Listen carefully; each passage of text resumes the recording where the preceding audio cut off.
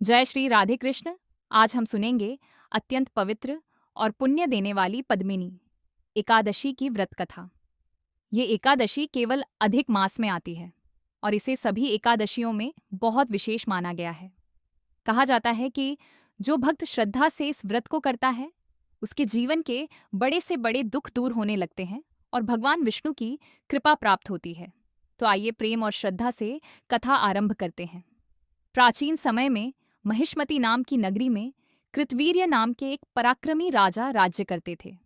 राजा बहुत धर्मात्मा, दानी और प्रजा का पालन करने वाले थे। उनकी रानी का नाम था पद्मिनी। रानी अत्यंत सुंदर, पतिव्रता और भगवान विष्णु की भक्त थी।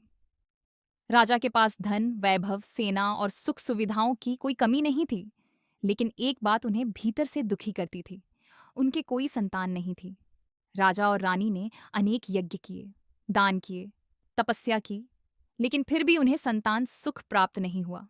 समय बीतता गया और दोनों का दुख बढ़ता गया। एक दिन रानी पद्मिनी ने राजा से कहा, स्वामी, संसार के सभी सुख होते हुए भी संतान के बिना जीवन अधूरा लगता है। हमें कोई ऐसा उपाय करना चाहिए जिससे भगवान प्रसन्न हो। तब राजा और रानी राजापाट छोड़कर वन में तपस्या करने चले गए। दोनों ने वर्षों तक कठोर तप किया। धूप, वर्षा और सर्दी सब सहते हुए भगवान विष्णु का ध्यान करते रहे। कई वर्षों बाद भी जब कोई फल नहीं मिला, तब रानी पद्मिनी बहुत चिंतित हुई। उसी समय वहां महान पतिव्रता देवी अनसुईया जी आईं। रानी ने उन्हें प्रणाम किया और अपनी समस्या बताई। तब देवी अनसुईया ने कहा, हे पुत्री, अधिक मास के शुक्ल पक्ष में आने वाली पद्मिनी एकादशी का व्रत करो। यह व्रत अत्यंत दुर्लभ और चमत्कारी है। इस व्रत से भगवान विष्णु अवश्य प्रसन्न होंगे। रानी पद्मिनी ने पूरे विधि विधान से पद्मिनी एकादशी का व्रत किया। उन्होंने रात्रि जागरण किया, भगवान विष्णु का भजन कीर्तन किया और पूरी श्रद्धा से पूजा की। रानी की भक्ति और व्रत से भगवान श्री हरि अत्यंत प्रसन्न हुए।